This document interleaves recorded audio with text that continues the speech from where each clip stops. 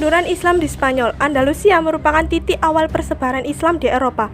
Tahun 1912 sampai 1961 Masehi merupakan puncak kejayaan Islam di Eropa. Dan dinasti Umayyah II merupakan kerajaan yang paling berkuasa di kala itu. Tahun 1000 Masehi merupakan awal kemunduran kerajaan tersebut. Kenapa? Karena ada dua faktor, yaitu faktor internal dan faktor eksternal. Faktor internal merupakan faktor yang berasal dari dalam kerajaan itu sendiri. Yang pertama, perpecahan dan perebutan kekuasaan.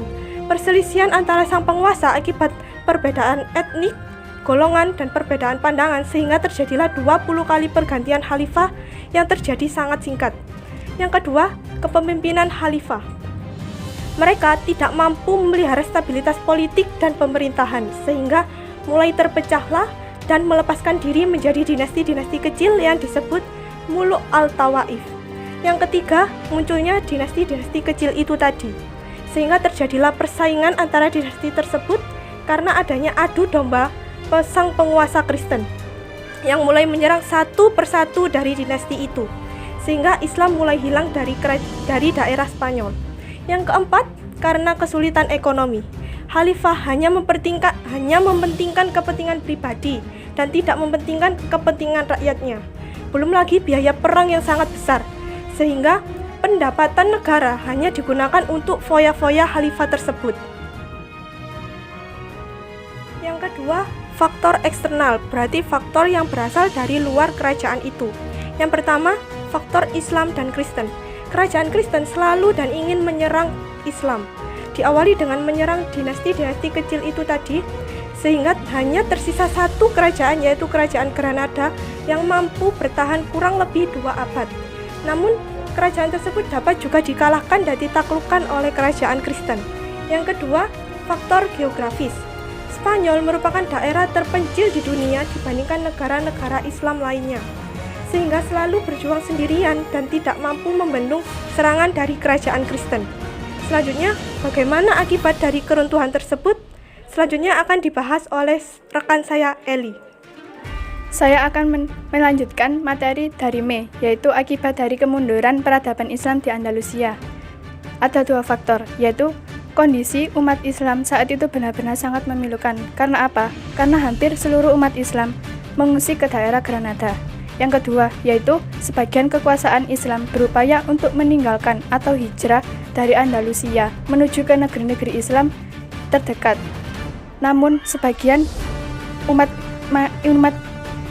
Islam tidak mampu untuk meninggalkan daerah tersebut. Karena apa? Karena telah memilih untuk menetap di Andalusia yang berada di bawah tekanan dengan syarat-syarat yang sangat ketat. Di sini saya akan menjelaskan tentang contohnya Islam di dinasti Mamluk Mesir. Mesir merupakan salah satu negara Islam yang berhasil selamat dari serangan tentara Mongol dan Timur Leng. Tentara Mongol dan Timur Leng tidak dapat mengalahkan Mesir karena terdapat dinasti Mamluk. Kata Mamluk merupakan jamaan dari kata Mamluk yang artinya budak, yang memang didirikan oleh para budak. Pada awalnya, budak-budak diselamatkan oleh para raja pada masa Ayyubiyah. Para raja menyelamatkan para budak karena prestasinya yang sangat besar dan tinggi, sehingga mereka mengangkat para budak dan jadikan sebagai tentaranya. Penguasa terakhir pada dinasti Mamluk adalah Al-Malik Al-Salih, yang wafat pada tahun 1249 dan digantikan oleh anaknya yang bernama Turansyah.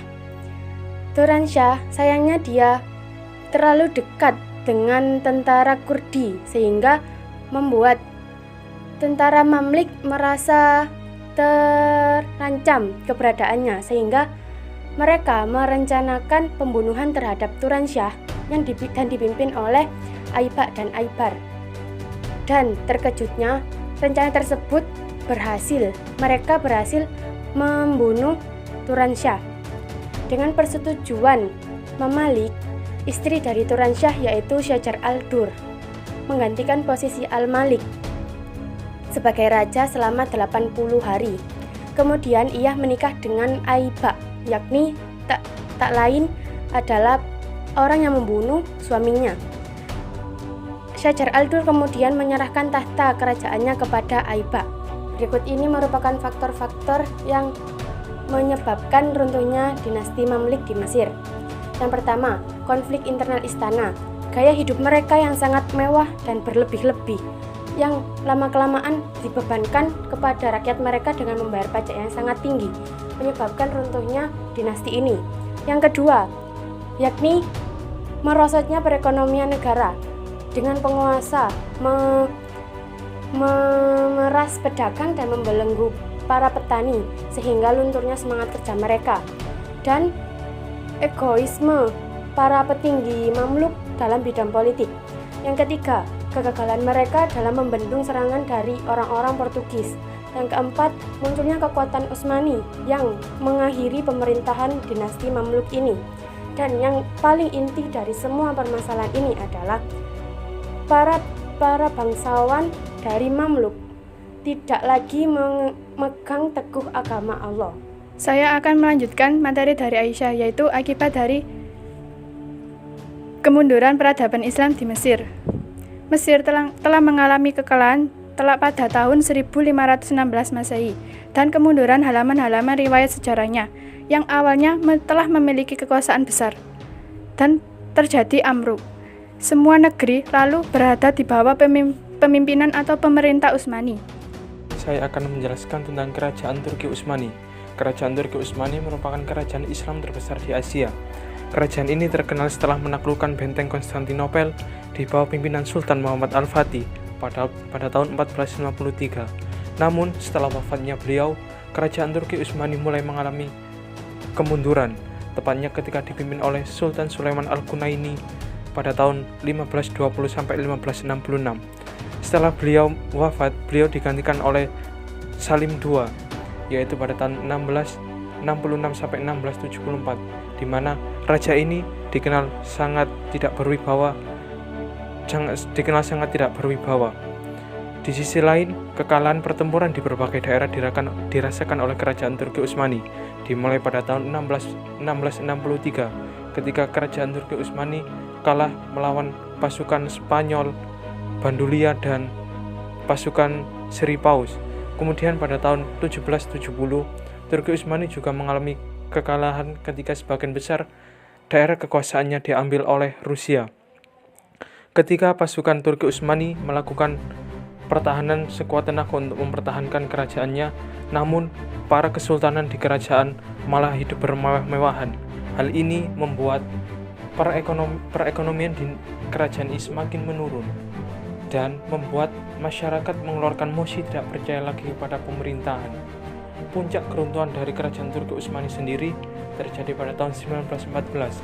Ketika itu kerajaan Turki Utsmani ikut andil dalam pertempuran Perang Dunia I dan bergabung dengan Jerman dan Austria dengan harapan dapat mengembalikan kejayaan Islam kembali. Namun, hal itu semua hanya seperti mimpi belaka. Aliansi mereka kalah dengan kerajaan Eropa dan harus merelakan sebagian besar daerah wilayah kekuasaannya dan menyisakan hanya ibu kotanya. Pada tahun 1924, Kemal Atatürk memaksa Sultan Hamid II untuk memberikan kekuasaan kerajaan Turki Utsmani, dan itulah akhir dari dinasti Utsmani, dan kerajaan tersebut berganti menjadi Republik Turki yang lebih sekuler.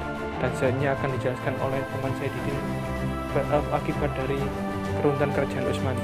Pada abad ke-16, kerajaan Turki mulai mengalami keruntuhan. Pada bab itu telah dijelaskan oleh teman kita yaitu Yuyus. Pada kesempatan kali ini, saya akan menjelaskan apa saja dampak dari keruntuhan tersebut. Nah, bangsa Eropa menjadi lebih mudah menjajah wilayah-wilayah yang dahulunya tergolong banyak umat Muslim. Maka sejak itu, bangsa Eropa menduduki lebih unggul dan bangsa Islam sangat mudah dijajah, dan mayoritas di situ itu sangat banyak sekali bangsa